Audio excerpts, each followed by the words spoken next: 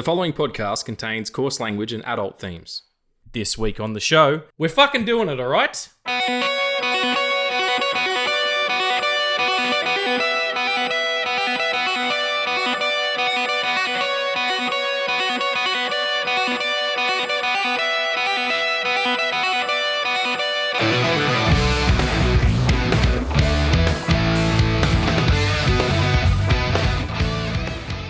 Hey friends, and welcome back to the Film Addicts podcast. My name's Reegs. I didn't say that in the intro because I was too busy being loud. And I'm here with Addy. What's going on, mate? Everything's okay. Everything's good? Everything's good? Ready for Morb? I'm so ready for MORBIN Time. Oh, MORBIN Time. And you saw it for the first time last night, yeah? I did. And according to Letterboxd, you like this more than anybody else has ever liked this. I'm pretty sure Addy is the only person, apart from Jared Leto, who gave this more than 3 stars on Letterboxd. I don't know if Jared Leto's on Letterboxd. That was just a joke, but still. I did. Yeah, that's the thing. That was the challenge, folks. I wanted to do something that was, because we're a positive show, we don't talk about things we don't like, for the most part. We don't do episodes on it, that's for sure. Not anymore, anyway. And I wanted to talk about this because I think it's really misunderstood. I think it's there's this strange sort of cultural mandate, this societal understanding that fucking Morbius sucks. Morbius sucks a dick off. It's shitty. And like, it just people have it in their head, and all the memes and you know, the silliness around it and all that stuff, and the weird, how it came out and how it was delayed and all that stuff. I think it's kind of people just go in thinking, well, this is going to be shit. I think it's one of those movies that's on the borderline of so bad it's good, but there's also some interesting shit going on. There's some cool stuff, and we'll get into it. But before we do that, how are you? What's been going on? Tell me things. I'm doing okay. I've been traveling a little in like small parts of the city for working on the one thing that only you know about. That you're now a gigolo. You're a male gigolo. No, he's an American gigolo, but it's Richard Gere or John Bernthal, whichever one you like. You don't know what I'm talking about, do you?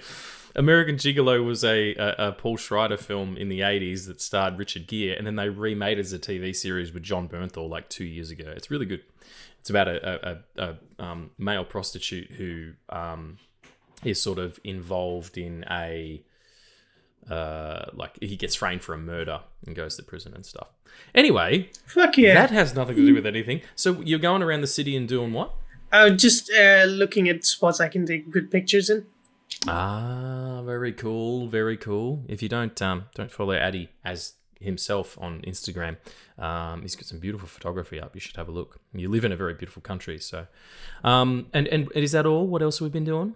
Any cinema visits? Oh yeah, like a ton. Yeah. Where'd you go and what'd you do and what'd you see? Well, we'll get into that and what are we watching. I want to know, how are you doing? Man, let me tell you. You probably don't know, folks, because me and Addy recorded our last 2 episodes before New Year's. You might be able to tell from the way that we're speaking on those, but they were released at the beginning of February. We're going to a fortnightly schedule. So on the 1st and the 15th, you'll get new episodes. It also gives us the opportunity to record episodes in advance so that we're never lagging behind. So Morbius, this episode, you won't hear until the beginning of March, but we're recording it at the beginning of February. Which means that some of our news stories might be a little bit outdated, but whatever the fuck. You want to talk about it anyway. We've got to talk about some special shit today. But yeah, because we recorded just before New Year's, some of you might know because you spoke to me on Instagram, but just regular fans of the show won't know, I was incredibly ill after New Year's. Not from drinking and stuff, but just after New Year's, I started feeling a bit phlegm, and fuck, it got really bad. Like, I was in bad shape. I still haven't got all my hearing back. I've still got a cough you might hear occasionally. I'll try and cut them out. But yeah, I'm just fucking happy to be here, honestly, talking Morbius. I could talk Morbius every single episode for the rest of our careers. That's how happy I am to be back on my feet and healthy. So thank you so much for tuning in. We really do appreciate you. I hope you enjoy this episode of Morbius. It's going to be a bit silly. But to do the thing that we do, shall we talk about what are we watching? We shall. we shall. What are we watching? That was a bit rough because my voice isn't great.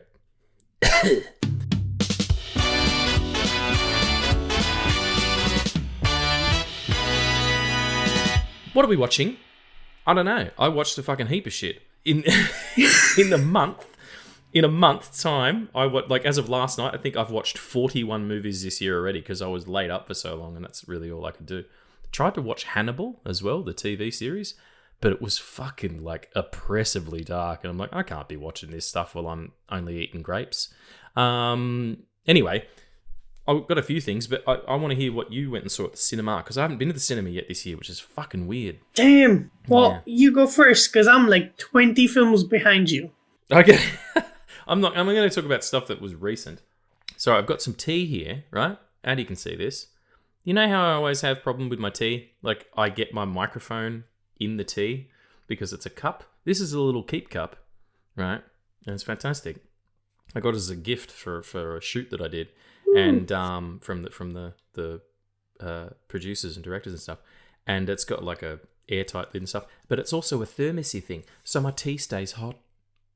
Sorry, you enjoy these little things as you get older. It's really cool. I used to want all these amazing things out of my life. I'm going to do this, I'm going to do that, and I'm going to, change the world and make movies, and it's going to be amazing and say all this stuff. Now I just want a fucking cup that keeps my shit warm.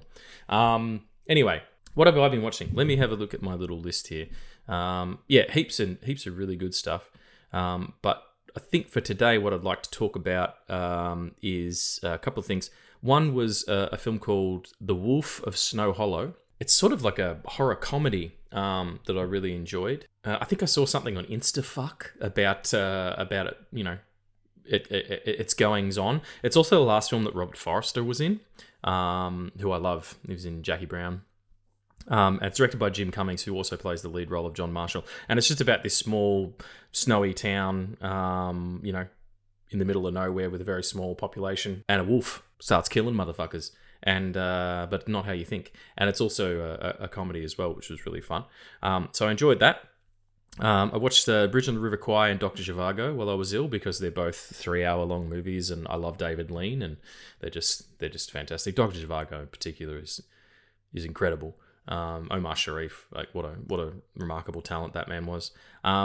Me and my fiance, just as I was starting to get better, we watched Stanley Tucci's Search for Italy, which is the series where Stanley Tucci, who is of Italian descent, goes over to Italy and has a look at regional food and makes stuff and eats stuff, and it was just bliss.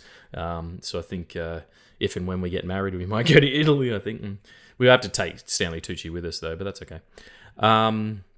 And then the other night, I saw the trailer for what's the Punch one? It's Punch movie. It's Punch the movie. It's Roundhouse Kick the movie. Roadhouse. Okay. that was a train. It was. All of my thoughts are at the moment. So Doug Liman has remade Roadhouse with Jake Gyllenhaal. Roadhouse was a 1980s movie starring Patrick Swayze. It's got this kind of weird cult following to it, and the trailer looks baller. Look, it looks really good. I like Jake a lot, and I like Doug Liman's work as well. But we'll get into that in news because some shit's gone down with Amazon about that. But more importantly, I saw that trailer and I was like, I'll watch a bit of Jake Gyllenhaal tonight. So I put on Southpaw, the boxing movie that he was in. And that is a boxing movie only in as much as that there's like 3 boxing sections of that movie. It is like a full-on drama. And it's absolutely brutal. Incredible performances all around. It didn't get the notoriety it did because it's a genre film. It's a sports movie, but it really is a powerful drama. Forrest Whitaker is out fucking standing in that. 50 Cent. It's 50 Cent's in it. Curtis Jackson.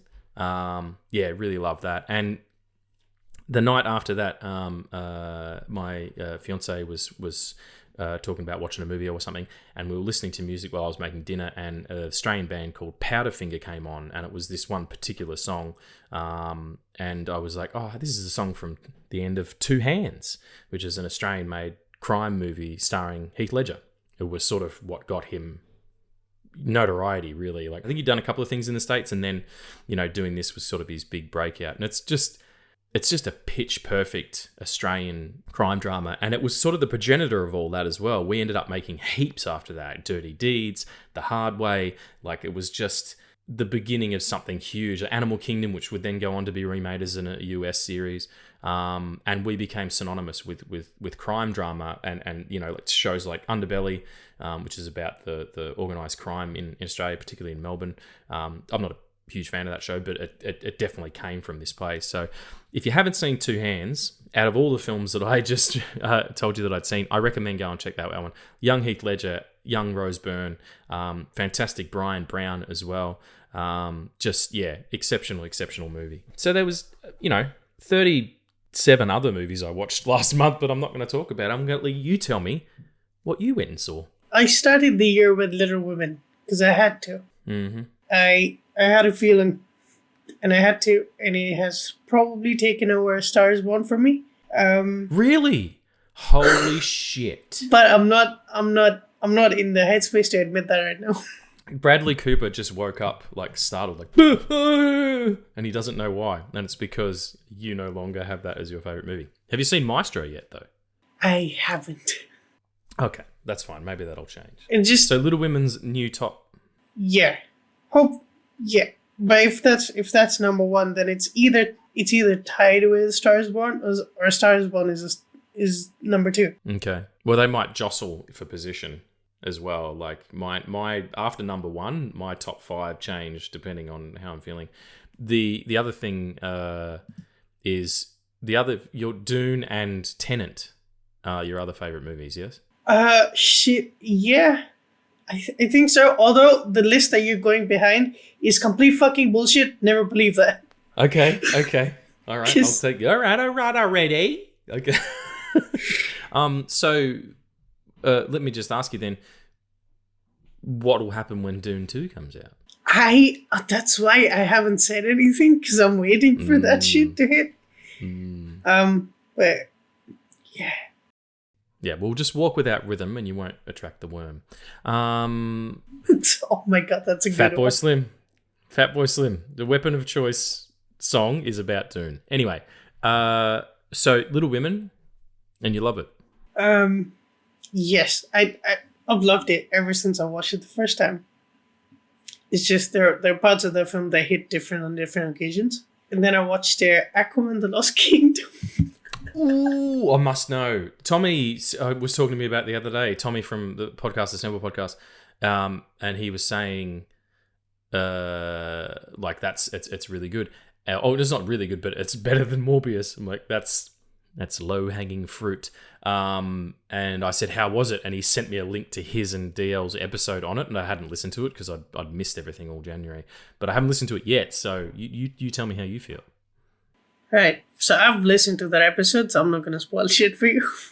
Okay, good. It's a fucking good podcast. I love those guys. Hell yeah. So this one makes the first one look like a masterpiece, which is... It makes the first one look like a masterpiece? Yeah. Which is saying something, because I went to the first Aquaman movie not, like, pretty sure of not liking it because it had an underwater nation that was high-tech. And it was about a man trying to become king, and Black Panther did that already, but way too well. And then and then there was like a fucking Kraken fight at the end of it. I'm like, this is the shit, man. I went to. Isn't the Kraken voiced by Julie Andrews? I don't. Or is that something else? I don't know, but you might be right. Don't know. I'm probably maybe I'm getting confused. Anyway. So, Aquaman: The Lost Kingdom is, without a doubt, a pure study of how the DCU just died. Like, it is... That's the last one, isn't it, technically? That's the last one, and then we get Superman Legacy next year, which I'm not going to fucking watch, which is a lie. But I will not admit it. I was about to say, horse shit. Of course you're going to fucking watch it. If for no other reason than so we can do an episode on it. But... It might be incredible. Like, there's no way, you can't tell, man. Like, I know that you're a dyed-in-the-wool Havel fan, Did you see the trailer for the I did. League of Ungentlemanly Warfare or whatever the Yep. hell it is? Fuck. That looks good. That looks like a good movie. Yeah. Society. System. What is it? There's something of Ungentlemanly Warfare. I don't know. The testicles. Okay. Yeah, right. So, but if you were to give Aquaman I didn't see you rated on Letterboxd. What's your Letterboxd rating for it out of 5? It's 3.5 stars because Oh wow. just Patrick Williams. Wilson, Fuck me. Sorry. who plays Orm. Yes. It's all right. He doesn't listen to the show, do you? Patrick, are you listening? Yes. I don't know why he sounds like that. What about him? He's so good. He is so good in that movie. And with all the shit that was going on, because, this movie was supposed to have all the Justice League members from the DCEU. And it was supposed to be the coming back of, or the homecoming, I guess, of Ben Affleck again. Because you remember, last year when we recorded the Boys episode, there was this picture of Jason Momoa and Ben Affleck going around, which was on the set of this film. Sure, okay. I don't remember that, but I take your word for it. But yeah, so none of that had happened, and this then becomes the last film of this universe. But James Wan is also so good. With the amount of bullshit that this movie just throws at you, his mastery of just making this movie work in ways that you wouldn't have imagined, he's really good. And I hope he doesn't do a superhero movie again. The thing about Wan, and he's such a great director of action. He's got such a kinetic style. If you looking back at the DCEU and who worked on it, it was Zach and Patty Jenkins and Gunn and the guy who did the first Suicide Squad, David Ayer, and James Wan. There's a real footprint. Oh, definitely. In a way that I feel like, Marvel lost that after phase 1. They started becoming, but they had a uniformity that worked for them and whatever. And everyone was kind of tied to Zach's vision of it. But then as that kind of got further away, you saw a little bit more attitude. I think the Flash is the only one that sort of just looks like everything else. Well, it doesn't look like anything. It just looks like plasticine. Shout out to the We Hate Movies boys who did a live show on that yesterday that I tuned into. Fucking hysterical. They do a worst of at the beginning of the year, and it wasn't in the list. I'm like, are you fucking kidding me? And then a day later, they announced this live show. So I chimed in yesterday while I was doing some work, and I was fucking gut punched.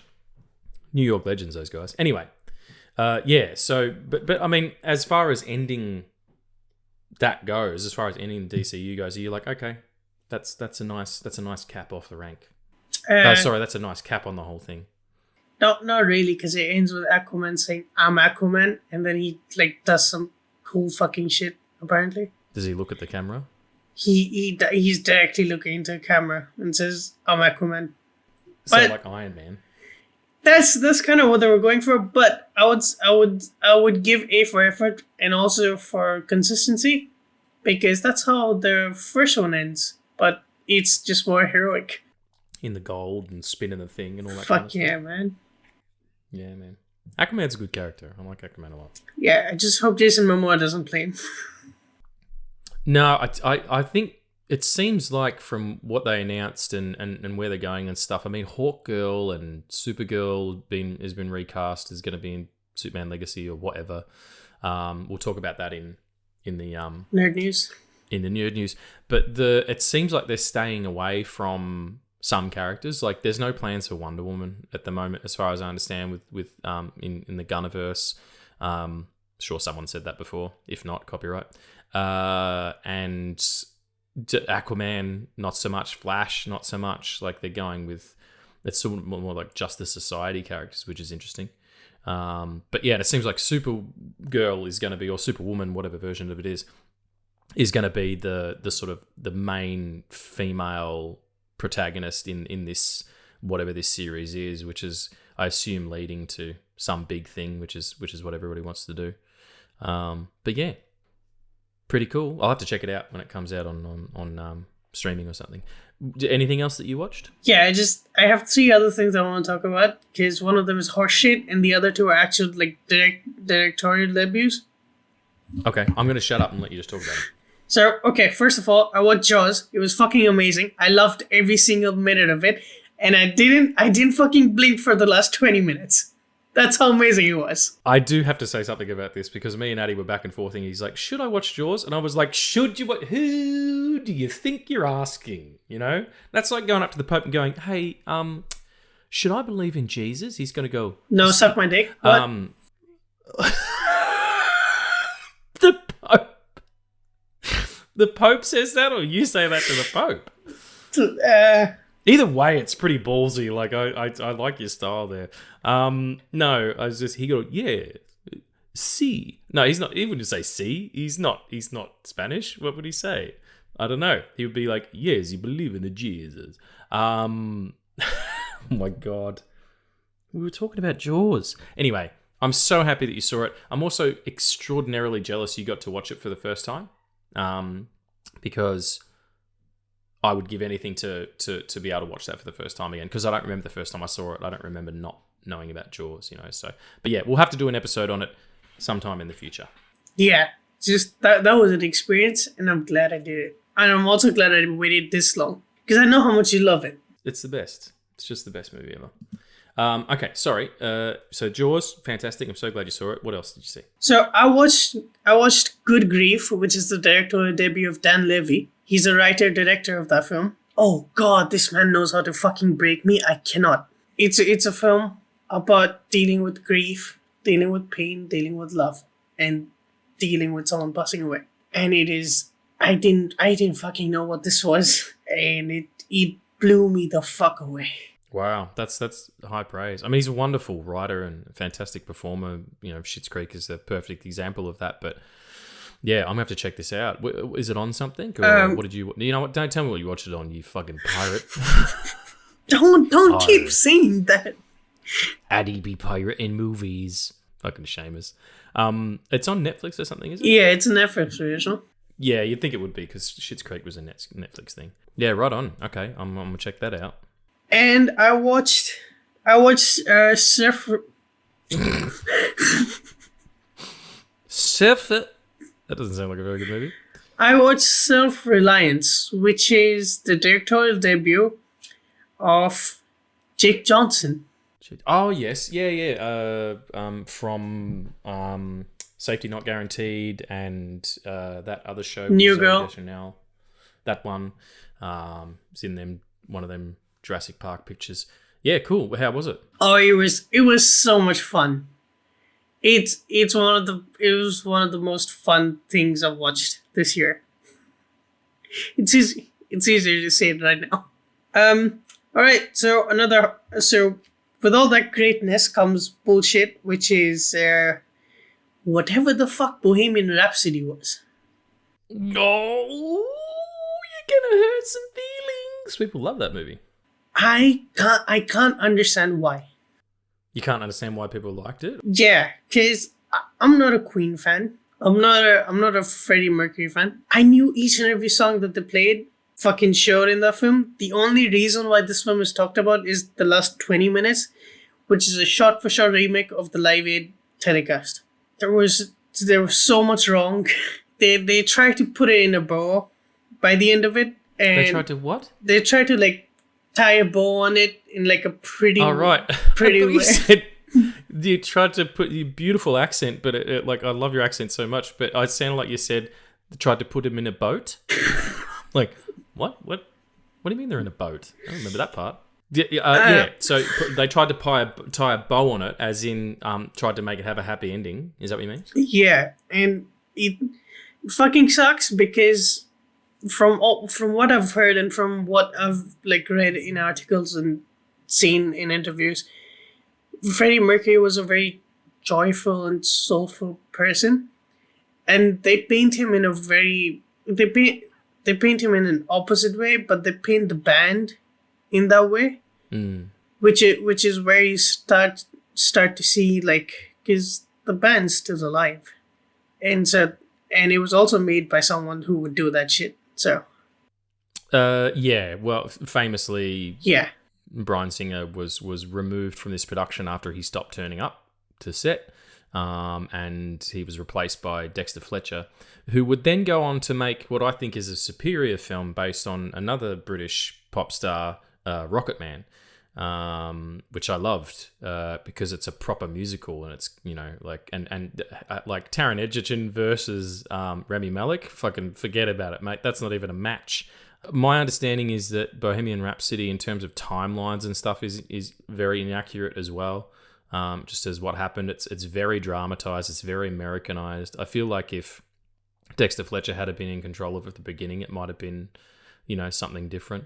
And I don't have anything against the guy, but I don't think Rami Malek is a very good actor. He won an Academy Award for that performance, and it is strong, but I'm very aware that he's acting. Absolutely. Is, not the best thing ever. I just rewatched the Transporter films for whatever reason, it's Jason Statham's like that. Like, I'm very aware that he's acting, and that just pulls me out of things. So, yeah, sorry folks, neither of us like Bohemian Rhapsody. We just lost a bunch of listeners. So that movie is beloved. I don't care.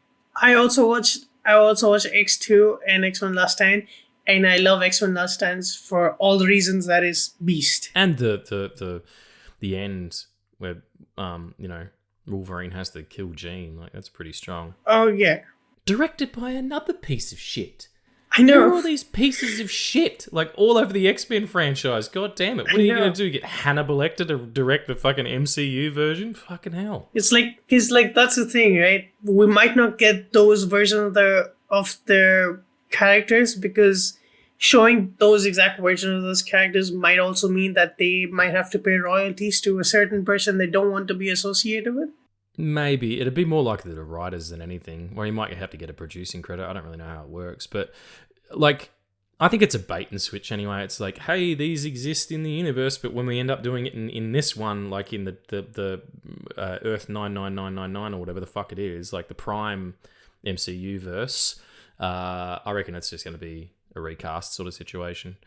Oh, yeah. But anyway, fuck all that noise. Do you want to do? Let's do some nerd news.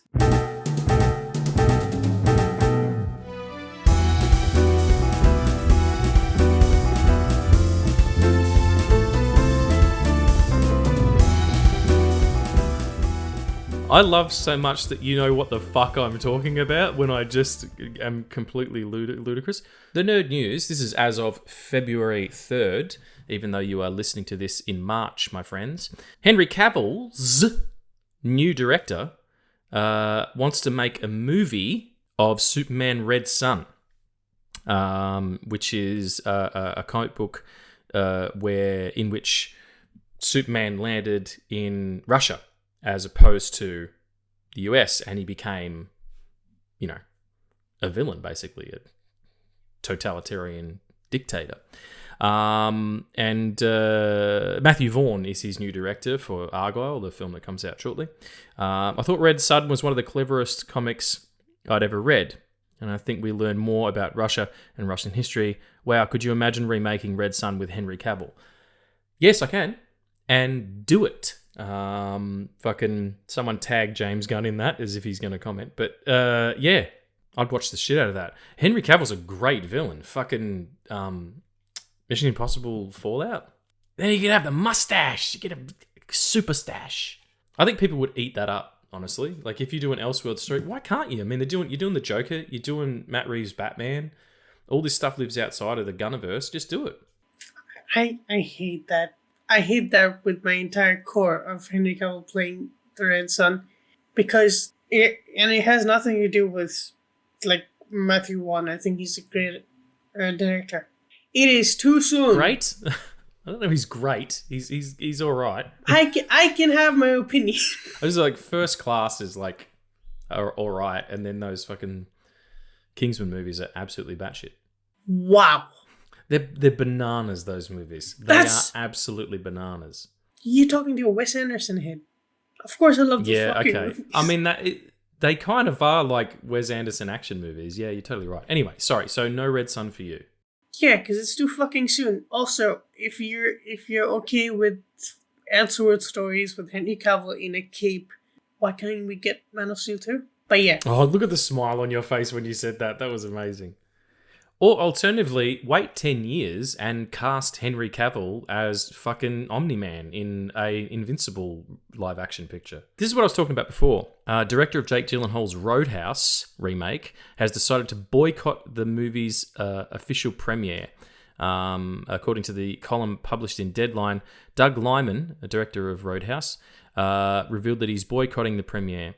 When Roadhouse opens at the SXSW Film Festival, I won't be attending. That's South by Southwest. Mm-hmm. My plan is a silent protest against Amazon's decision to stream a movie so clearly made for the big screen. But Amazon is hurting way more than just me and my film. If I don't speak up about Amazon, who will? When Amazon bought MGM, they announced that they would put $1 billion into theatrical motion pictures, releasing at least 12 a year. They touted the largest commitment to cinemas by an internet company. I signed on to make a theatrical motion picture for MGM. Amazon bought MGM. Amazon said they make a great film and we'll see what happens. We made a smash hit. Amazon's words, not mine. It's groundbreaking action. Jake Gyllenhaal gives a career-defining performance. Contrary to public statements, Amazon has no interest in supporting cinemas. Amazon will exclusively stream Roadhouse on Amazon Prime. Amazon has asked me and the film community to trust them and their public statements about supporting cinemas, and they've turned around and are using Roadhouse to sell plumbing fixtures.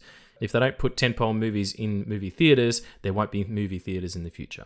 I'm glad that the movie's coming out on Amazon Prime because I have Amazon Prime and they stream in 4K. I'm very much looking forward to it, but I would have rather seen this at the cinema. So I stand with Doug Liman. If you're going to get big movie directors to come and do your shit, like Doug Liman's directed Bourne Pictures and fucking Edge of Tomorrow and Mr. and Mrs. Smith, the OG version, they're movies for the big screen. If you're going to get these guys in here, you've got to put their shit out in the cinemas, whether you fucking... And what are you going to lose? Like, I don't understand. Amazon is a multi-billion-dollar company. What do you think's going to happen? No one's going to go and see an action movie with Jake Gyllenhaal in it. You're fucking kidding me? Nonsense. Absolute nonsense. Yeah. I'm with you, Doug. No worries. Ryan Coogler's next film, with Michael B. Jordan, will reportedly be a vampire period piece. And I thought that was good to bring up because... we talk about a Morbius.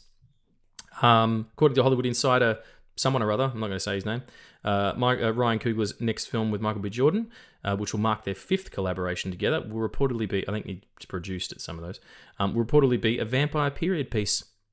And there's a bidding war going on at the moment between Sony, Warner Brothers, and Universal. Good luck, everyone. I don't know what it is, but Ryan Coogler and Michael B. Jordan doing vampires and shit, yes please. That would be delicious. Next, here we go. I don't know who this is. Millie Alcock? Millie Alcock? She's... What did I say? I said Alcock. Yep. Oh, no. Alcock? Yep. Your cock. My cock. His cock. It's a fucking Dr. Seuss about penises. Okay. Millie Alcock. It's never not going to be funny. Has officially been cast as Supergirl in the new DC universe. She played someone or other Targaryen in the House of the Dragon. She's in. Apparently, like, there's talk about her appearing in Legacy, but she's currently getting, like, they're teeing her up for her own movie. Yep.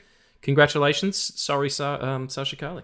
I don't want to assume things about people, but I would say Sasha Calle is somewhere crying today. Like, that's bad. That's rough news. I saw that news and I immediately went to her profile and watched the video of her getting Supergirl. Told her, yeah, it's so sad. Like, just brutal. But hey, a thing isn't beautiful because it lasts. Fuck you. Drop a little vision on you there, mate. That was an instinctual reaction because I know how much you love Vision. I know that we haven't referenced Vision in a long time. It just caught me off guard. Yeah. He's my favorite character in the MCU. Just love him. Every time he opens his mouth, I'm like, that is something to be said. Joss Whedon's a piece of shit, but he put some good words in some people's mouths. That sounded dirty. Okay. This one woke up to this morning. Oh, sorry. You want a Supergirl? Yeah, just a bit on Supergirl though. So she is getting. Tell me while I'm being spooky. Sorry, I was just holding my light under my chin. Everybody, I'm really happy to be here, folks. Like I was so ill. I really didn't know what was going to happen. And I'm so grateful to be here, and I'm having a really good time. It just makes me a bit manic, so I'm sorry about that. Keep going with about the Supergirls. We knew that Legacy was the first one out the gate, Yeah. And then we had Authority, and then we had the Creature Commandos is in between there somewhere as well. Yeah, it's Creature Commandos, and then it's Supergirl. But it seems like they've shifted plans and they're focusing on Kryptonians first, which is Legacy and the Woman of Tomorrow. I've read 5 issues of that 8-issue series run. The Woman of Tomorrow, isn't it? Yep, by Tom King. Yeah, great writer. Great writer. That's a perfect casting for that Supergirl in that series, because fuck me, that series is amazing. Like, I have screenshot of that like of just like panels, because they're just so beautifully illustrated and drawn. Like, I can't. Like, at one point she fights a dragon in space. What more could you possibly want? And if nothing, this young woman, Millie, I won't say the last name again because I'll laugh again. She's got some experience with dragons. Yeah. Probably not why she was cast, but anyway. She's Australian, by the way. Is she? Yeah. Oh, well, that tip of the hat to us one more time. Why don't we just have all the fucking superheroes? I don't know how faithfully they'll adapt the story, because there is a lot. Like, in the story, she's celebrating her 21st birthday on an alien planet, but she's also reminiscing about everything that she lost from Krypton, because unlike Clark, she remembers most of it. Yeah, well, she was a grown up. Yeah. Well, she she wasn't a baby. Yeah. That's the idea, I think, is that he came here and she got stuck in time, and that's why he's older than her when she gets here. Yeah. So the way that, I believe the best adaptation of that character is in the Arrowverse, and it's the most overlooked show of all time. In that, Melissa Benoist. I mean, oh god, dude, that's good casting as well. It was a good show. She can make you cry, like just by a frown, she can make you cry. That's how powerful she is. Yeah.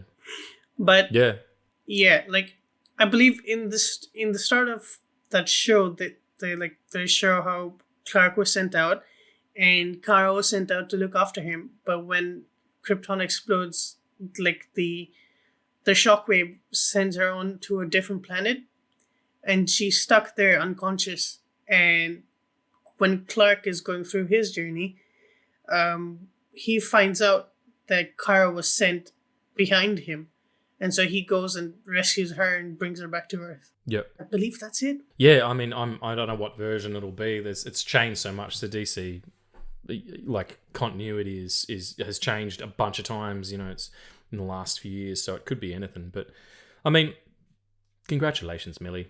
I'm happy. I'm actually that's the one thing I'm really excited about, because we finally get a Supergirl movie. After decades. And I mean, I kind of like the Supergirl movie from the 80s with Helen Slater. I know you do. And Faye Dunaway and stuff. That's my first crush, honestly. I was like, what's that? Oh, that's a woman. Okay, that's good. And then Hart Bochner's in it as well. I'm like, what's that? That's a man. It's a beautiful picture.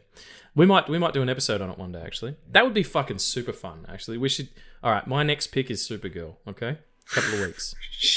Okay. And then we have to talk to Tommy about what he wants to do, because we're going to have him on the show. Okay.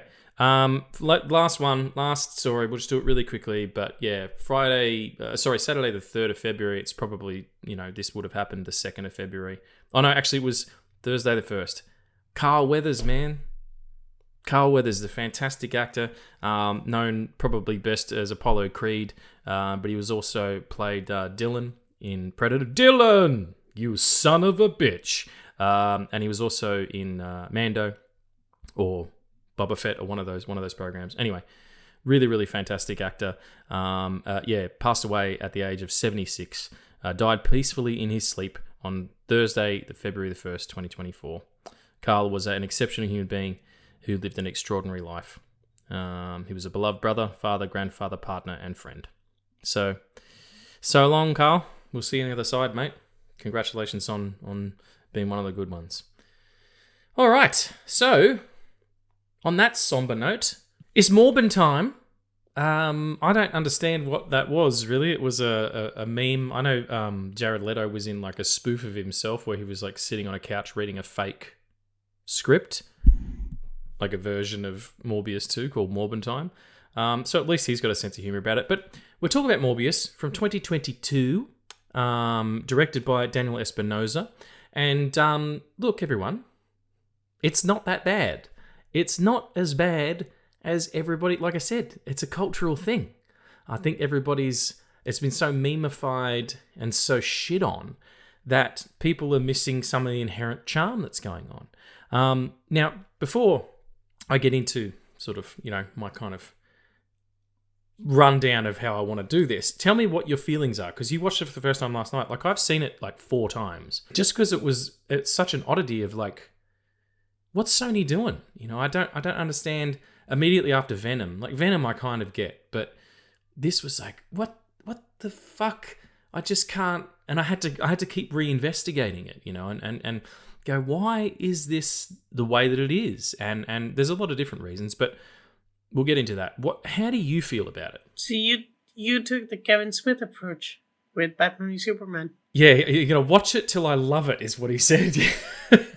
Hey, look, man, if nothing else, it's a fucking good-looking film, and we'll get into that too. Like, I think it's shot really beautifully. I think it's edited really well. I kind of like how it's directed. There's some interesting performances. There's some interesting visuals.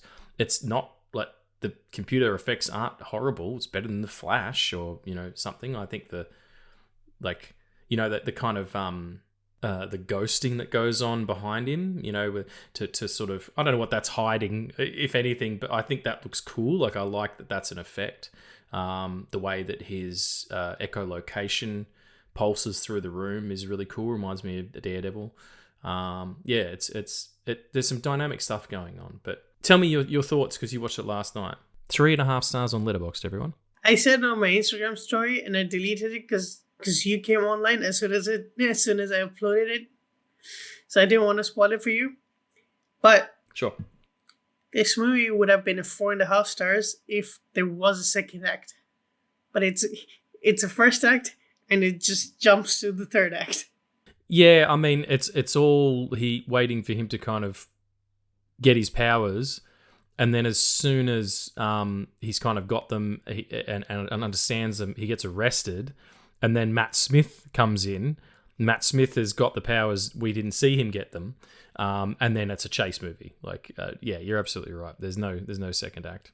But, oh my God, this is like the best fucking Sinister Six universe shit that Sony has done. I like this so much better than the first 2 Venom movies. I do too. Like, I find Venom is... I really love Tom Hardy. Like, Tom Hardy's a better performer than Jared Leto, in my opinion. But Venom is everything you expect it to be, but this isn't. Like, I was surprised by some of its elements. That they took a chance on this character is more interesting than the chance they took on Venom, because people are in the bag for that already, and you put Tom Hardy in that role. But I think that movie's really poorly written and stuff. But this is a bit sharper. It's a bit tighter. Like, as far as an origin story goes, it does a really good job. Like, it sets him up. What's happening, sets him up as a youth. Like, why is he doing this? Like, his struggle to get to where he ends up getting to, using these this cross-pollination of DNA and stuff to kind of get rid of his own blood disease is really strong motivation.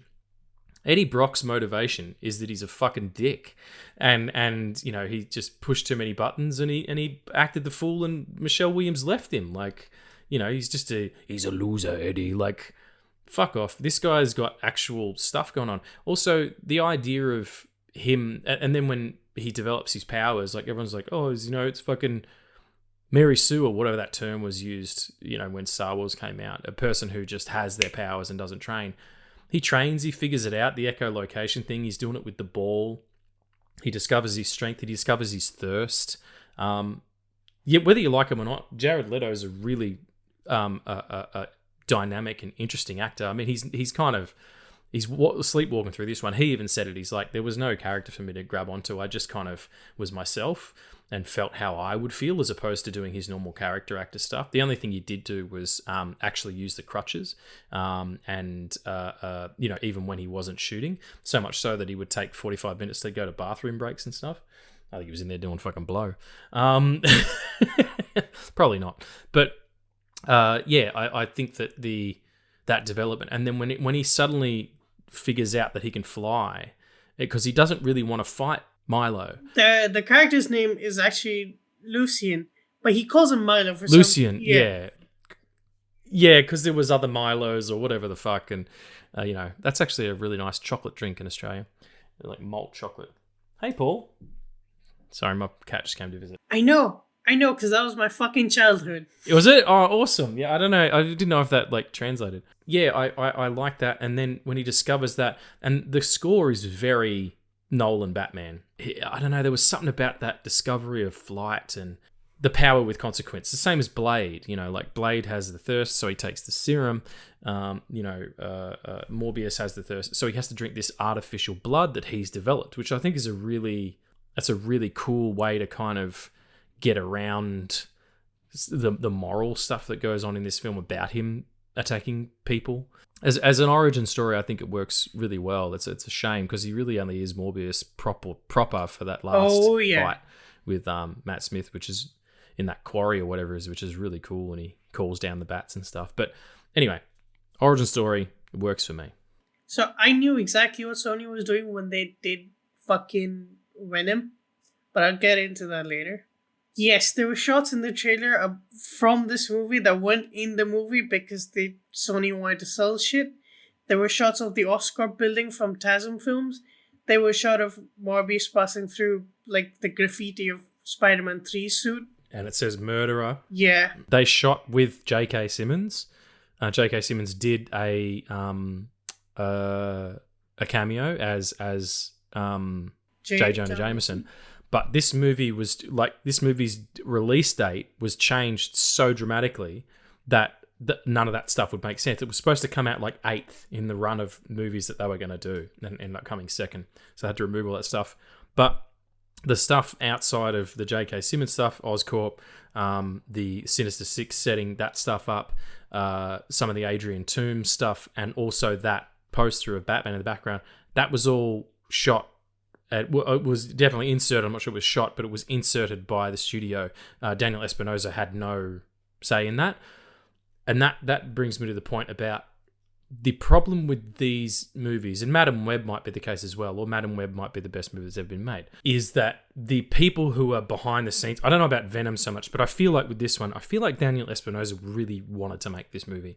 And I think he really tried his best to give it a style and a flavor, and he takes a lot from Zach. Like, it's a high contrast. There's a lot of really cool, like, I like the slowing down moments, like the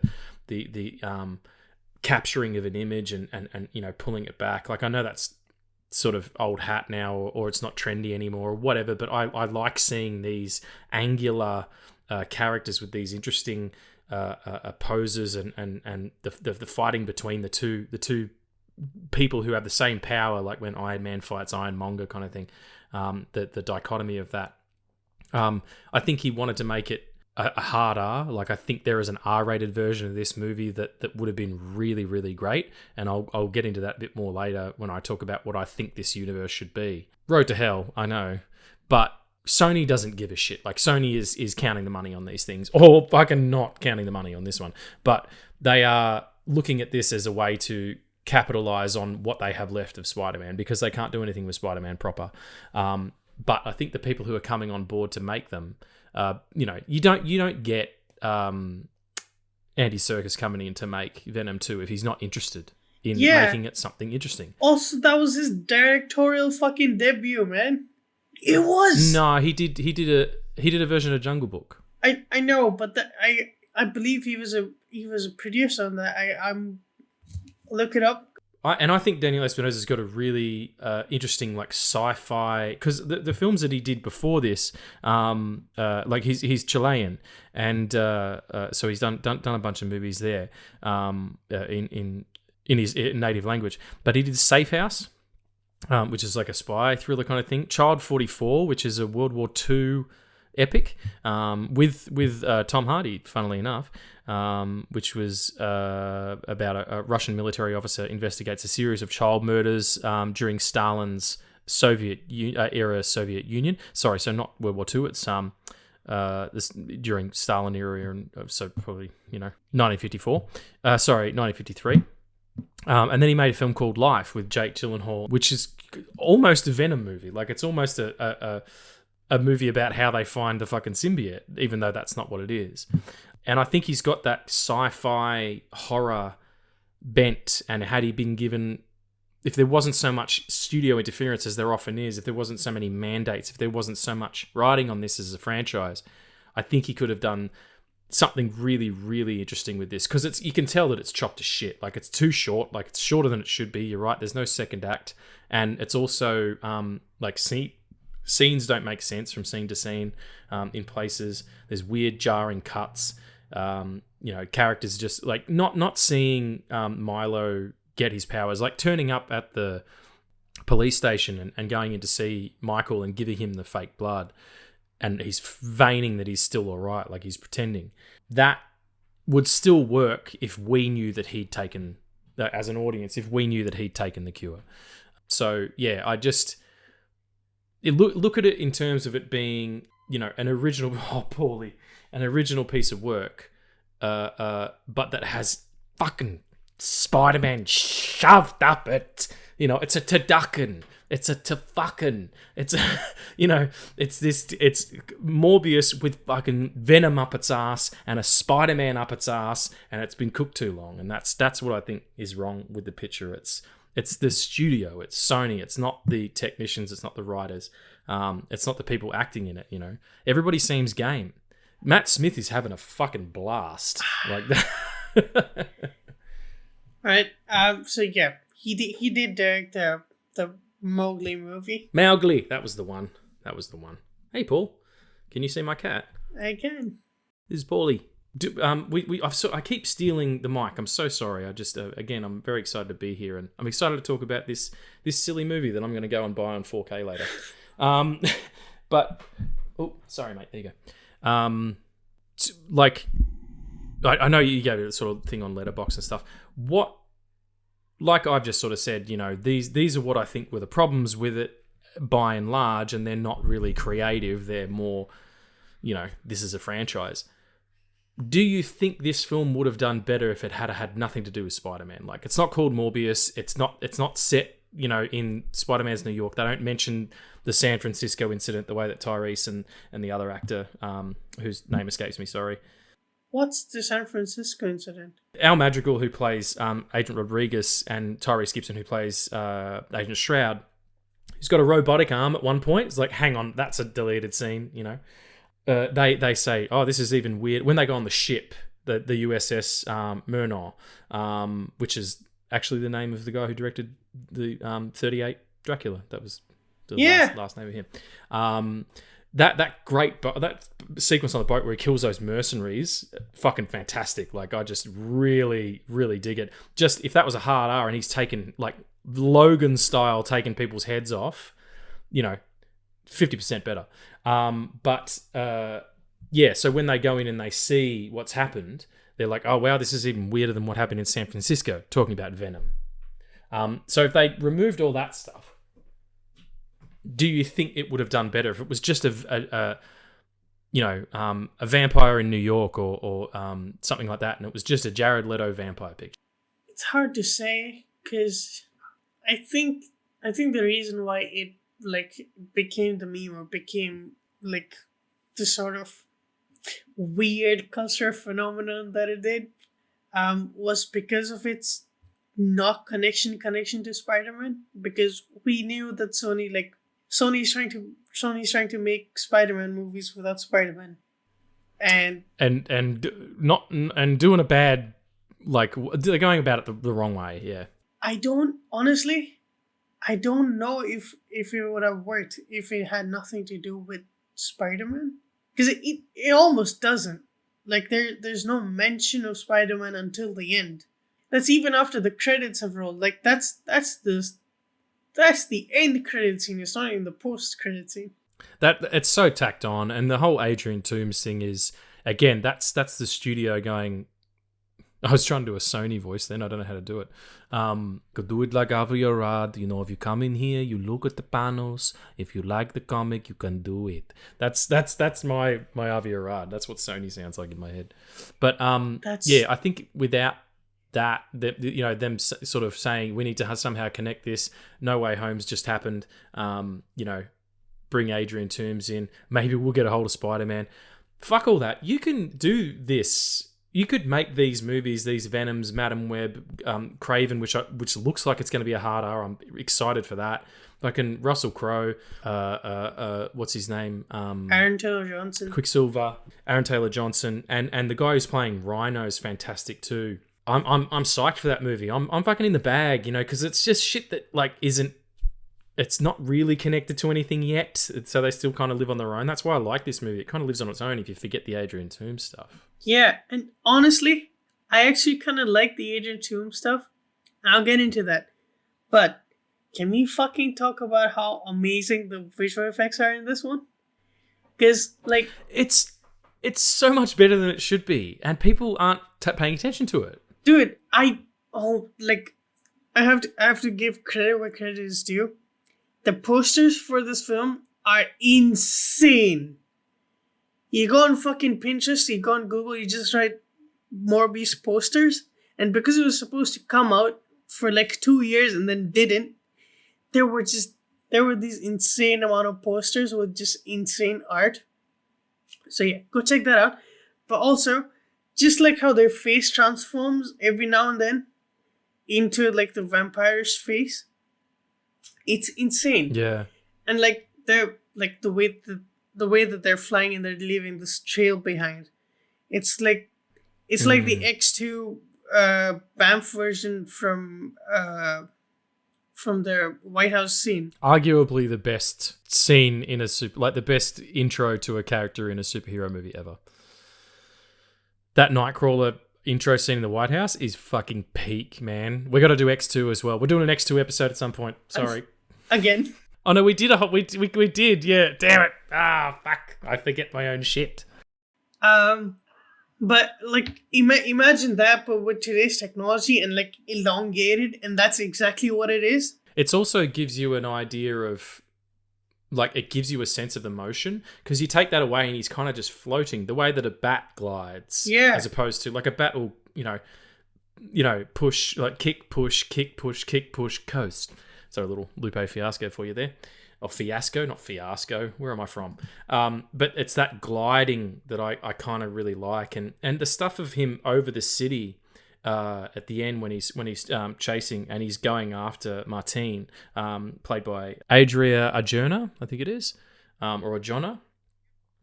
It's really underused, and you know it's a shame because she's got some like some real presence.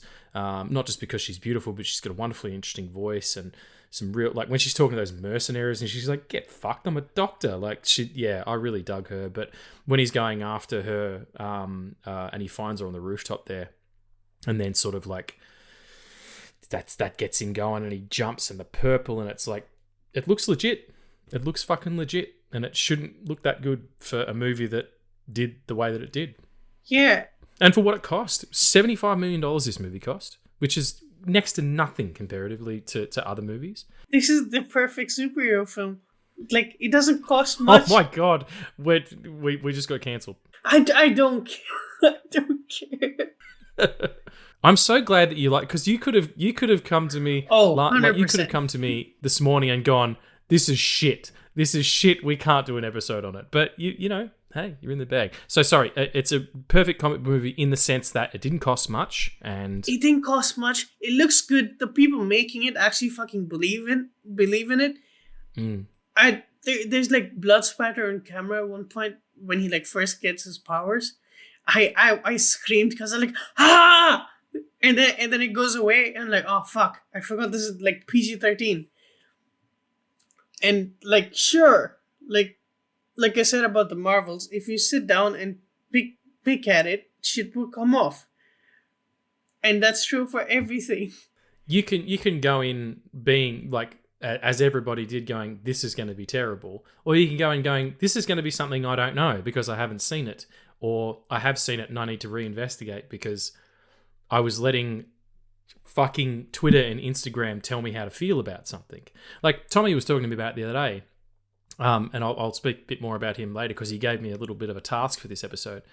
And he said, it's an absolute train wreck. Like, it's total garbage. And he's absolutely right. He's 100% right because that's how he feels about it, you know, and I wouldn't take that away from him. He thinks this movie is absolute hot shit, and hot shit in a bad way, like a hot turd, not like hot shit as in good. And you're right, Tommy. You're 100% right, my friend. But I'm also right in the fact that I kind of dig it. And I dig it in as much as I gave it 2 stars on Letterboxd. Those 2 stars are for, you know, the way it looks, the way it feels, and kind of the pedigree that's going on there. And the fact that I enjoyed it. I have a good time watching it, you know. Matt Smith has no right being as good as he is in that film. He is having the time of his life, and I'm chewing every single bit of it. Like, oh my god. Nobody told him to fucking dance after killing those police officers. Yet he did. And it's amazing. And he legitimately threatening too. Like, he's such a strange, angular-looking dude. And when he gets those powers, like, that's what would happen. That I enjoy that too. That everybody fights with the id. Everybody fights with the ego, you know, until you go through ego death and you realize that none of that means anything. Fucking alpha, beta shit, like, all that goes away and we're all just people. But while you're still dealing with that, everybody's got monsters. And it could be whatever it is. You know, you thirst for something. It could be drugs. It could be alcohol. It could be, you know, sex. It could be violence. You know, it could be just your own thoughts, depression, anxiety, like all this stuff. And it's a beautiful sort of a totem for that, of a man who only wants to do good, only wants to help people. And trying to do that, he has become a monster and become a person who would harm someone. And to fight that id so that you can do the right thing and still fail is because he doesn't win in this movie. He loses the woman that he kind of loves. He loses a surrogate father figure in Jared Harris's Dr. Emil, and he loses his best friend. And at the end of it, he's alone. He's the only one of his kind, and he's flying off thinking, I can only do what I can do. I can only do better from here. You know, like this. It would have been interesting to see what a sequel to this would have been, because he could have been, you know, he goes out in the desert and it meets Adrian Toomes, and he's like, whatever, fuck all that noise, like take all that away. He's just out there in the desert, and it's like Kung Fu, the TV show, where he's just a wandering vampire and he just goes on adventures and shit, because he doesn't have to worry about sunlight and all that stuff. He's not that type of vampire. And he just goes out there and he's just an avenging angel of justice, and he fucking bites the throat out of a bunch of fucking drug dealers, and, you know, gets a girl back who's been kidnapped, a little girl or whatever, and, you know, takes on a bunch of fucking poachers or something, you know what I mean? Like, I feel like the character is, because Jared Leto could only play it at one speed, he had to be really kind of muted, because that for himself, he didn't feel there was much to do, and it's all kind of choppy, and his motivations are clear as far as I understand them, but to him, maybe they weren't in the way they were filming it or whatever. Like, if he was given the opportunity to really take the chains off and be like, okay, this isn't an origin story anymore. This is just a straight up vampire justice movie. Just call it that. It's called Vampire Justice. You know, that would be something else. But yeah, so Matt Smith, yeah, he's got, like, it's lucky that his jaw can dislocate and become a huge vampire mouth, because he's eating so much scenery in the fucking film. That dance, the dance he does to that song, and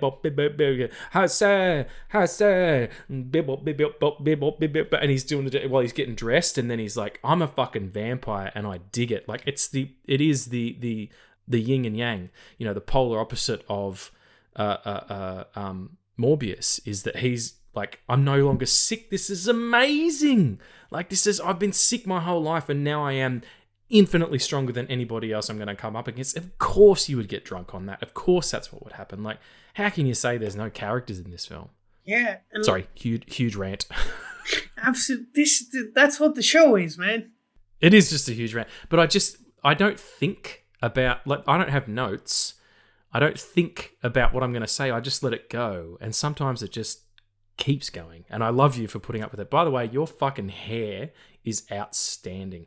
It is. It's like currently, I don't know, you can't see yourself, so I need to take a photograph of it so I can send it to you. No, just look at me. Look at me. Be beautiful. There it is. If you were blue, you'd be Hank McCoy. I'm serious. Oh, fuck yes. Okay, thank you. Yeah. Anyway. That's what I needed. Thank you. Yeah. But yeah, big rants and stuff. I love it. Here's my reasoning why this can't work as well, or can't work without the Spider-Man connection. Sure. Because the one thing that Spider-Man does well is it humanizes his fucking villains. That's the thing that I wasn't expecting from this. Because like you start off with like Morbius being this like shady doctor and all that. I was like, for sure he's gonna like get corrupted and enjoy it, but he fucking doesn't. He doesn't remember what. Because for me, it was like the first time he goes out on the rampage, I was like, well, of course he remembers, and then it turns out that he doesn't, and then like he locks himself in the room. He understands that he fucking experimented on himself, and he feels remorse on the shit that he's done when he wasn't in control. And that's what's missing with Milo's character, is that he never had that. Because every time he got hungry, he went out and fucking drank blood. And also, he's a rich, I don't know where he's getting his money from. They don't explain it, but he's a wealthy young man. He's never had to. He doesn't know poverty. Like, I'd say probably Michael Morbius's character is wealthy because he became a doctor, not because he had it to begin with or whatever. Like, he was an orphan as far as I understand. So yeah, he's like Lucian's character doesn't understand deferring gratitude. You know what I mean? Like, he's not going to not beat off. He's going to fucking beat it like it owes him money. There's a little metaphor for being a vampire there is actually jerking off. But and sometimes that can get boring, like where it's the superhero fighting a bad version of themselves. But I think they kind of do it well here because both of the actors are very good together and they have wonderful chemistry. And you feel, especially from Matt Smith, you feel like, why aren't you with me on this? We could fucking run all this shit. Look at us. Yeah. We're indestructible. Like, why don't you want to be a part of this with me? We're best friends. Yeah, man. And like, to be quite honest, if that shit happened to me, I would turn immediately. I was just about to say, if it happened to me, I would fucking bite you first, mate. It's me and you, and we'll be partying vampires like you wouldn't believe. Yeah, I am so corruptible. Are you kidding me? I have fucking addictive tendencies already. If I became a vampire, everybody's getting eaten and fucked. In that order. So we're not as good as Michael Morbius, is what we're trying to say. Yeah. And like that was the surprising part, is that he was good. And that he tried his best to save his best friend, the person he kind of loved, because that was still very unclear. Also, I don't know how much you remember, but did she bite off on his lip to like get the blood? I'm not. That's another sort of weird thread where why would she do that? Or if she was just kissing him to say goodbye, or, I wasn't really, I'm not 100% sure what goes on there. I think that's one of those, like, the studio's going, hey, make sure you fucking make her a vampire in the next one, or whatever. But then again, like, the way that, like, everything happened, I'm pretty sure Sony didn't want a next one. Or whatever the fuck they wanted, they didn't know, because we don't fucking understand what they understood from the meme. I don't think they got it. Yeah, we'll get into that. I don't think they understood what they had, no. And they were like, yeah, it's going to be like Venom. You know, they even make a joke about it in the trailer, but it's not in the film. Yeah, I think they looked at it and went, oh, fuck, this is what it is? We don't understand this. And then they've come and, you know, implanted things. I don't know what Daniel Espinosa's feelings are about this film. I haven't read any interviews or anything like that, but I think it's just, yeah, again, that and because it was delayed so much, like it was COVID first, and then it was, you know, again, we've got to restructure this, and No Way Home's come out, and Venom 2's come out, and Venom 3's on the way, and we've got Craven in the bag, and that's kind of, you know, it's all very mixed up. I think it suffered because of that. And then when it became a meme, when it became an internet sensation for this, you know, again, this idea of let's make fun of it, or that it is good to make fun of. And it is. It's fun. Make fun of it all you want. It's great fun to make fun of it, but it's also fun, you know, for me to investigate its merits, and to find, you know, joy in things, as opposed to, I don't like looking on the dark side. I'm not a vampire yet. And yeah, I think they when they did that, because it went out of cinemas. Like it only made, I think it was $168 million in worldwide gross on a $75 million budget, which didn't even double its budget. So only just doubled its budget. It was never going to get a sequel. It would have had to do, you know, much more business than that. Like, that's just the box office, like 75. They would have, like, so much to promote this the first time and then the second time, because they were going to release it and then COVID and then couldn't release it. But yeah, Sony didn't understand it so much that when they gave re-release rights to everybody, they thought it was a win. But it was just people being ironic. And I went and saw it at a midnight screening at the Astor, and it was a fucking party house. It was amazing. There were all these young kids there, all these you know, I don't know what you call them, because they're not millennials, Gen Z, or the internet kids. You know, kids who were born like when the internet was around. Like if you were born when Facebook was, you know, around, whatever. Like if you were born in, say, 2005. Let's say that, and past that. And they were all there, and they were decked out, and it was midnight, and it was super fun, and we had a great time. And when Matt Smith was dancing, they're going, woo, like, take it off. And like, it was so much fun. But Sony didn't understand that was the thing. And people were only saying that to be funny. They're not going to go out again and do it. And it bombed. It made like $30 million. But pretty hysterical that it got a second release. Like, they usually do that with things like fucking Oppenheimer at, you know what I mean? At IMAX. Like, yeah, we'll put it out again because people still want to see it. Not, we don't understand what the internet is, Sony. For most people on this planet, this episode is like defending the room, where it's a joke to everybody else, but we actually found something in it that was good. Anybody who listens to this show knows that I look for the positive, and I look for things that I find interesting, and I can find them in almost anything apart from The Flash. No, if I went back and rewatched The Flash, and I'm actually thinking about doing it after listening to that live show yesterday, just because I want to reinvestigate for myself, like I did with Morbius. Like, why am I so harsh on it? I had a bad experience with it, maybe. But anyway, that's what I do. That's why we don't do negative stuff. Like, I love the We Hate Movies podcast. It's like one of the best podcasts in the history of the medium. And I'm absolutely enamored with those four guys for coming up. You know, there's 700 episodes or something like that. They've been going since 2010. Like, they were in their 20s and are now in their 40s.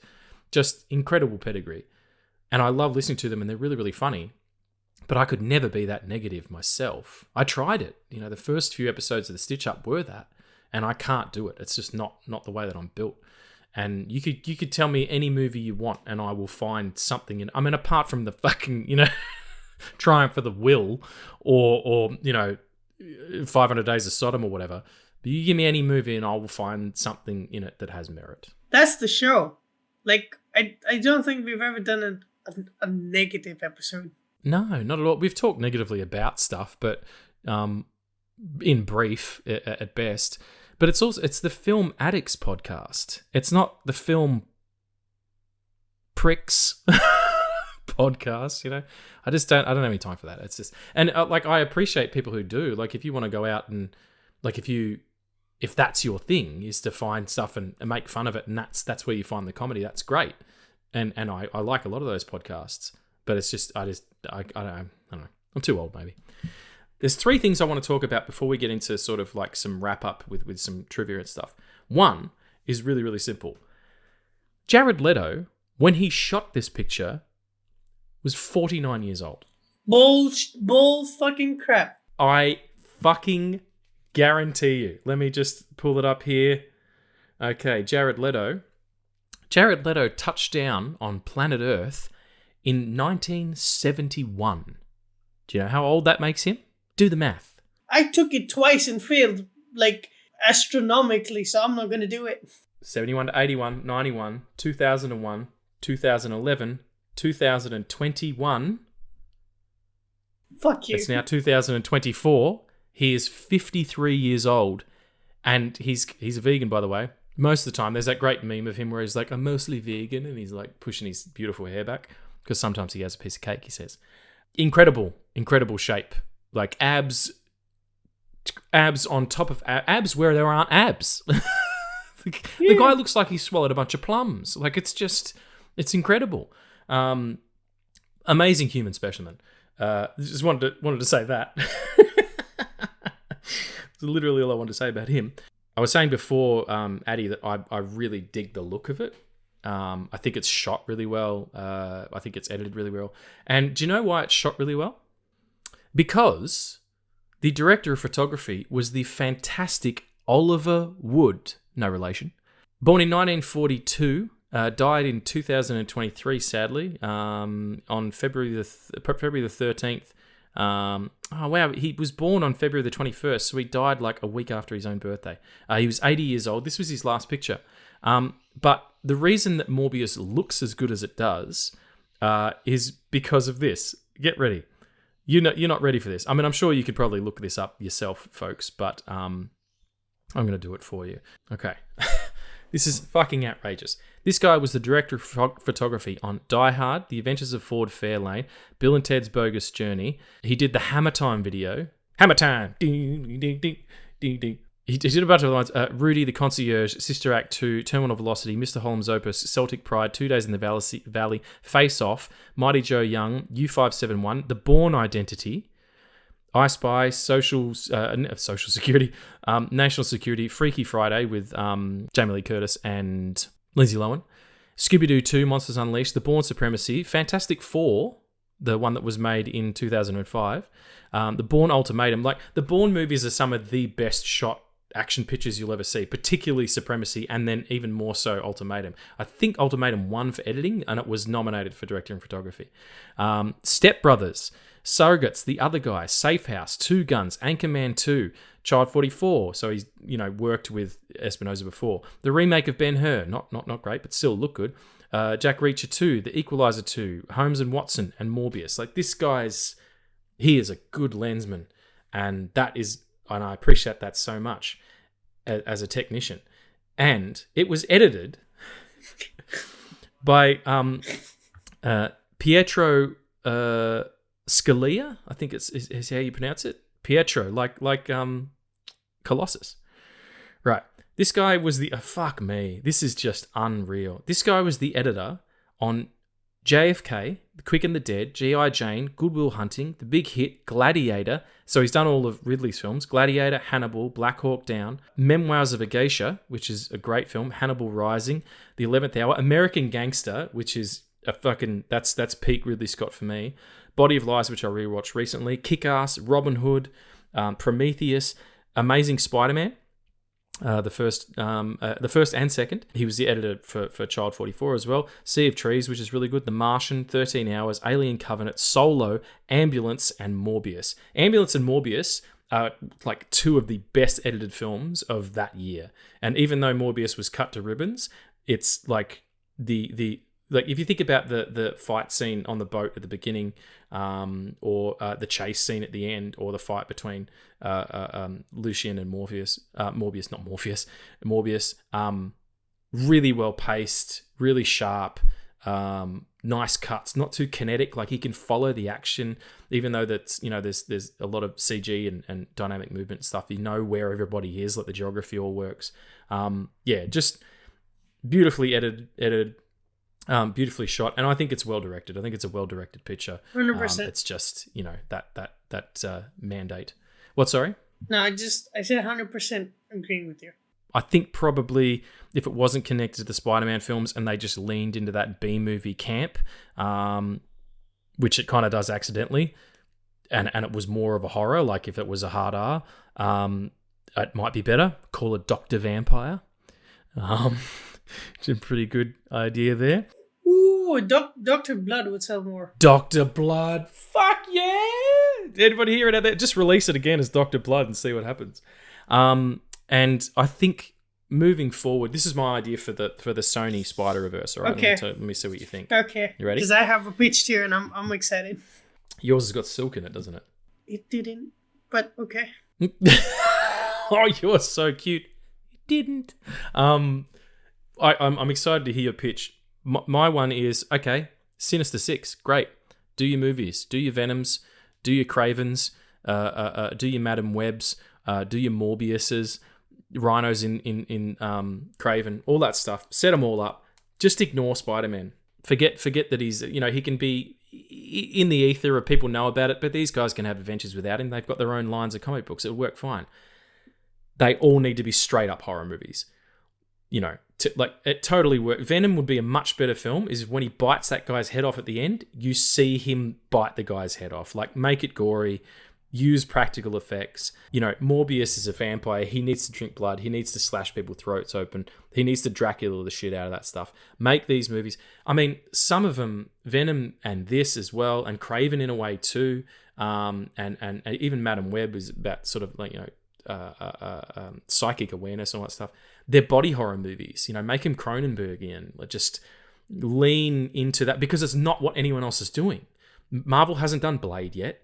DC's isn't doing any horror pictures, until they get to Swamp Thing, if that, which James Mangold's apparently directing. Yeah, make them proper horror movies, make them and get adults to come out and see this stuff. Stop trying to sell these to kids. They're not going to buy it if Spider-Man's not in it. So look at what your deficiencies are in terms of what you're trying to sell and make that a positive. We don't have Spider-Man, but we got these motherfuckers who'll just tear the head off a dude and stab a guy in the throat and pull some innards out and fuck the skull or whatever they're doing. I don't know. It looks like Craven's going to do that. Maybe not fucking skulls, but Craven looks like it's going to be an R, and I'm all the way on board. We made a great joke about it a few episodes ago about it getting delayed. It got delayed because of the writer's strike. I hope it does better than Morbius so that they can keep making these films about people no one has seen on screen before. No one's seen Morbius before. No one's seen Craven. No one's seen Madam Web. I'm excited for Madam Web as well. It's a great cast. I don't know what it is. So I'm anything like that I'm excited about. Yeah, it's the not knowing what it is part that's like intriguing about this universe. And so it doesn't happen. Everything is so sold to us. It's like you said to me, don't watch the trailer for Frozen Empire. Yeah. And I went, whatever. And yet now I know everything. Did you watch the fucking trailer? I did, but it had already happened. So you told me not to, and I'd already watched it. So, but yeah. Anyway, what's your pitch for the Spider-Verse, the Sony Spider-Verse? Because the problem was, it's a new Ghostbusters movie. Cool. I know what's happening. I know what the monster looks like, which is, what the fuck are you doing with that? Yeah, silly. If I already know what the monster looks like, why the fuck would I even watch the movie? Yeah.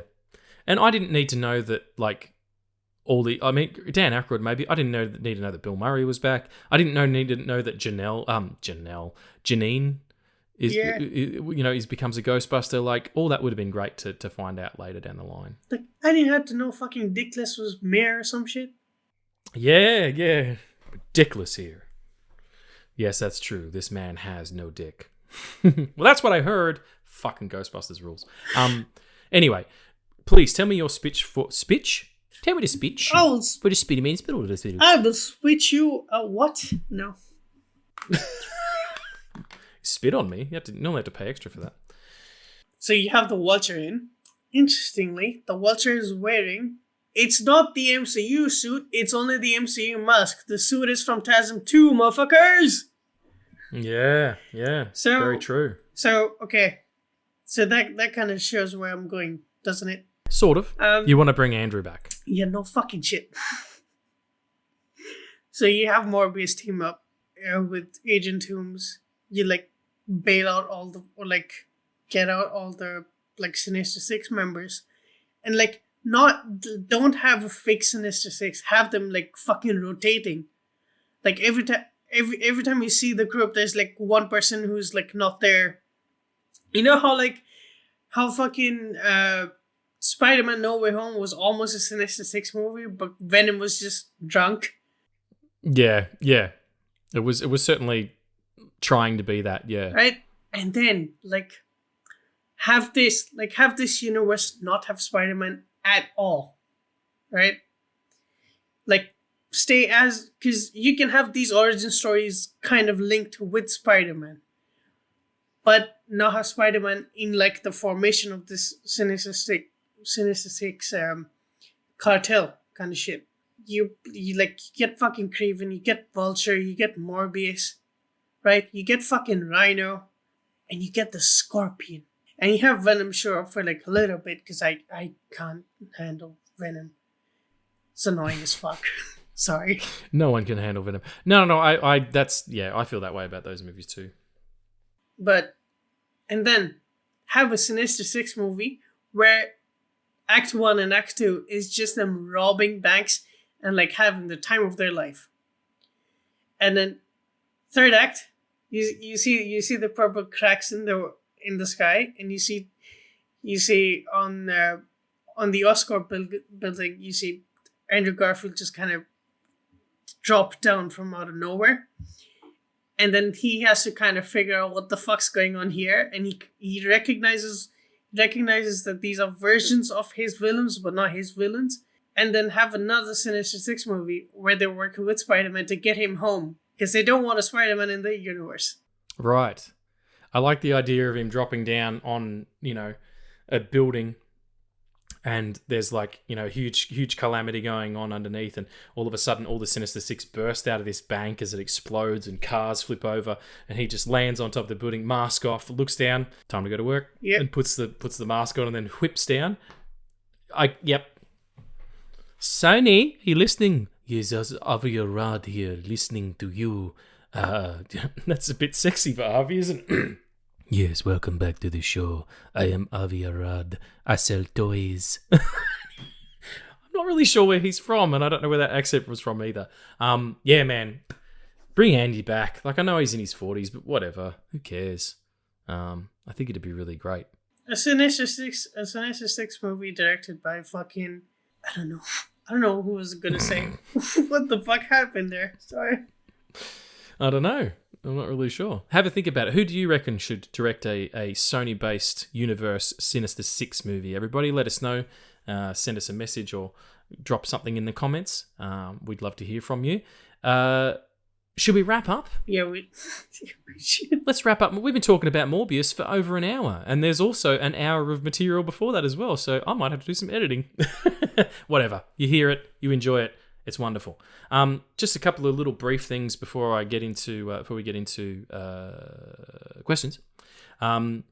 There's some interesting stuff I found on IMDb here. Morbius had a brief cameo in a deleted scene of Blade, 1998, played by director Stephen Norrington, as a tease planned for him to be the main villain in Blade 2. However, he wasn't included in the sequel, but because Marvel had sold the character rights to Artisan Entertainment to produce a standalone Morbius film that was never made back in the 90s. How about that shit? According to Jared Leto, he envisions more Morbius movies. We're just kind of get to know each other, Leto said. This is probably before it did really badly, but anyway. This is us kind of a first step forward, and I think and if you think just of like Wolverine, if you look at Batman, you look at a lot of those films, and they evolve over time. There's a relationship that develops there, who knows? But the Sinister Six head-to-head with Spider-Man, we'll see what the future holds.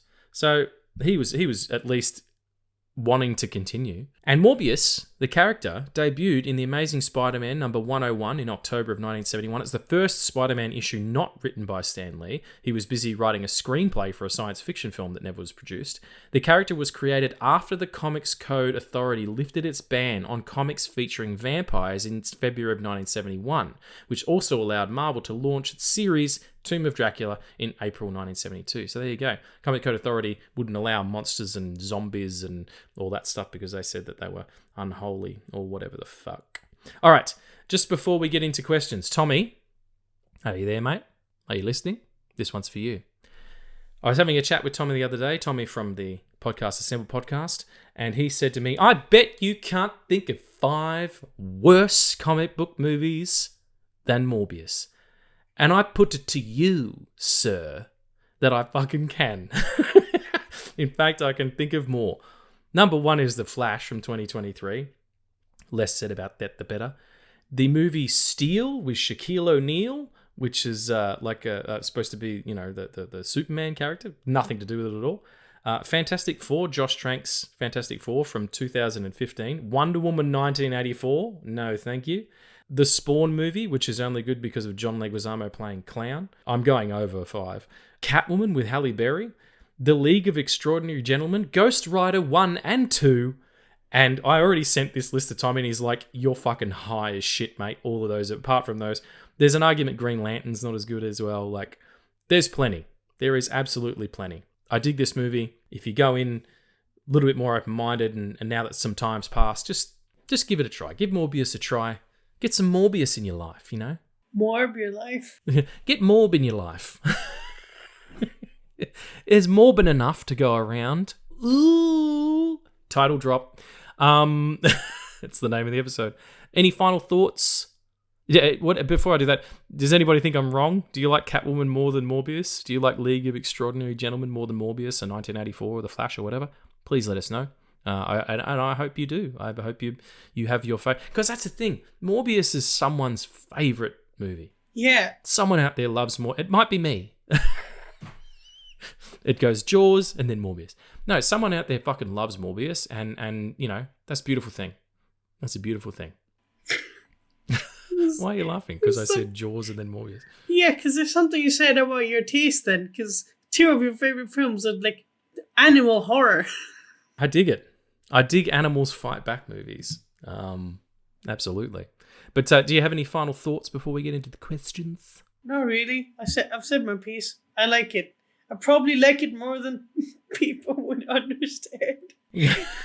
Well, I understand, buddy, and that's what counts. Yeah. We're on the podcast together. Digital fist. Ooh, that sounded creepy. You can't see what we're doing. We're not digitally penetrating one another. We were doing the fist bump, but via the screen. Anyway, I think it's time for questions.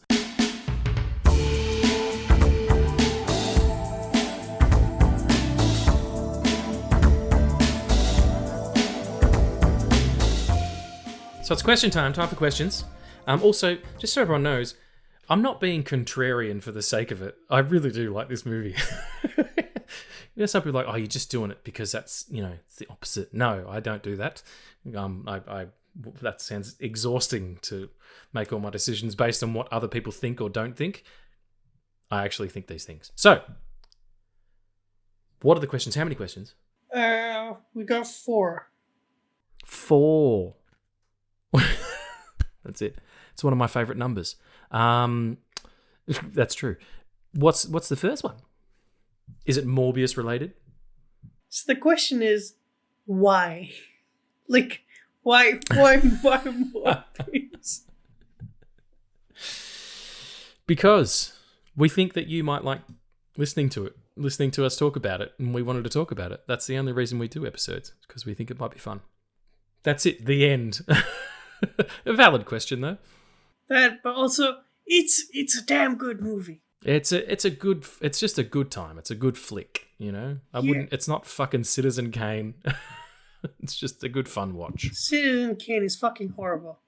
Oh no, we're gonna get into that, are we? No, I'm kidding. All right. I've never seen it. I was gonna say. Okay, then shut your fucking mouth. Citizen Kane rules. Such a good movie. All right. What's question number 2 then? Why with 2 exclamation points? Cast a mid-level musician as a new superhero or supervillain. Who are they and what are their abilities? Cast a mid-level magician or musician? Musician. Sorry. Because Jared Leto's in 30 Seconds to Mars. Okay. That's kind of related, though. Yeah. So cast them as a superhero or a supervillain. As a supervillain. Okay. One that already exists or one that's... Let's do one. Make one up. Let's do one that already exists. Think of somebody other than Dazzler, because I'm taking Dazzler. Because I don't know anybody else. You should have Mike Patton from Mr. Bungle and Lovitch and Faith No More famously. He actually did it. He did the voice of Darkness, the Top Cow comic created series by Mark Silvestri in the video games. He did the voice for that character. He could 100% do the voice of Galactus. He's got the most amazing range, like just incredible, just beautiful, beautiful voice. Yeah, I would do that. And what are his powers? Whatever the powers Galactus has is. He eats planets. He does. He eats them whole. Who's your Dazzler? My Dazzler is Maisie Peters. Yeah, right on. I didn't know who she was until very recently because of you. So that's a good pick. That's a very good pick. To slot right in there. All right, question number 3. What creatures, monsters, cryptids... Crickets? Cryptids? I don't know what the fuck that is. Cryptids? I don't know. People who live in crypts, maybe? Would make a compelling hero story. I mean, they do it all the time. Frankenstein's a really interesting story as a hero. The Wolfman is a really great story. Yeah, I think it's one that hasn't been done. Probably like no. Well, I mean, they did it. They did it. You know, a fish man in The Shape of Water. Yeah, I mean, there's a lot there. They did a zombie in Warm Bodies. Like there's a lot of sort of monsters and stuff. Even Godzilla's a good guy at some point. Haven't seen a good Kraken. Maybe a good Kraken, nice Kraken. Well, there's one in Aquaman, sir. Is he a good one? Yeah, he fights alongside. Or are they? Arthur. Oh, okay. Well, there you go. I just thought he might bring you some biscuits and cheese. Let's crack a barrel, Regan. Never mind. Or some rum, whatever. Yeah, I'd say a Kraken. What do you say? It's hard because, like, Swamp Thing exists. Like, where else can you go? Yeah, that's true. Well, I mean, I would say like a werewolf / Swamp Thing kind of situation is a Wendigo. A Wendigo is a kind of a golem-like beast, or white with huge claws that would can mimic human voices, and would call people away from their campsites to eat them and stuff. Maybe a Wendigo would be cool. Oh, so like a siren. Yeah, sort of. Yeah, there was one featured in like this only the second or third episode of the TV show Supernatural. I was like, that's an interesting thing I've never heard of before. So yeah, a Wendigo. I'll go with a Wendigo. 2 Wendigos, please. That'd be wonderful. Cool. And what's the final question for the MORBIN? All right, last question. A studio gives you money to ruin an IP. What film do you... Fucking savage. That is savage.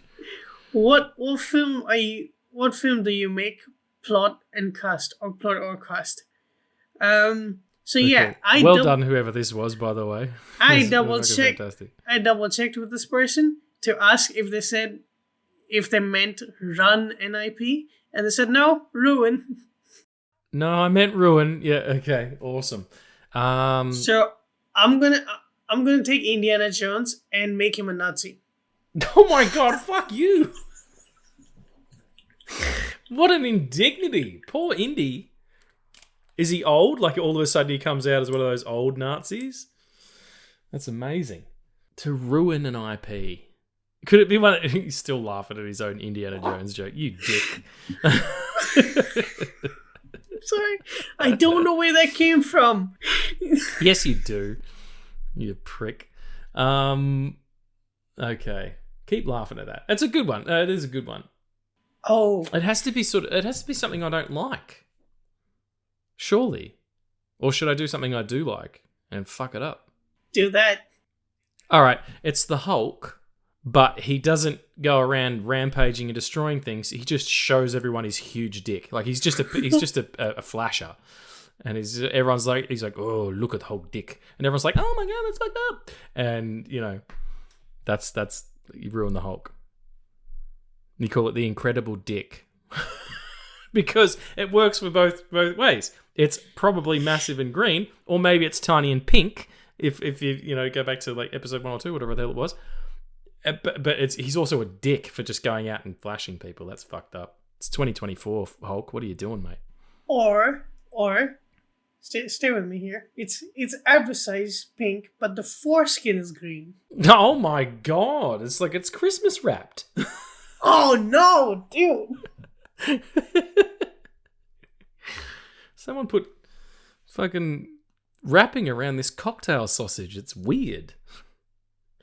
Anyway, that's a very good question. Do you have a legitimate one apart from fucking up my favourite film hero? Thank you, please. I'm sorry, it just came out of nowhere for some reason. No, I loved it that was your first thought. It was like a word association game. Like you just said it. But yeah, so the Harry Potter, right? They have. Do I know Harry Potter? Yeah. Not personally, no, but yeah, I'm aware of him. Yeah, I'm aware of the pot. So Harry Potter as the world, right? You have has a wand. Did you say? No, Harry Potter as a world. Okay.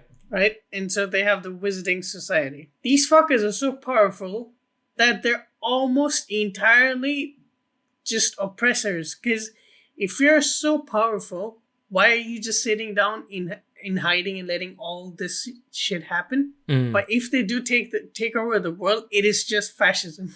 It would be in the end. I feel like if everybody had that level of power, it's 100% what would happen. But that's the thing. It's not everybody. It's a group of people that are like fucking magical. So instead of them like running a school, they run a government. So it's magic Nazis. You're Nazis again. You've gone back.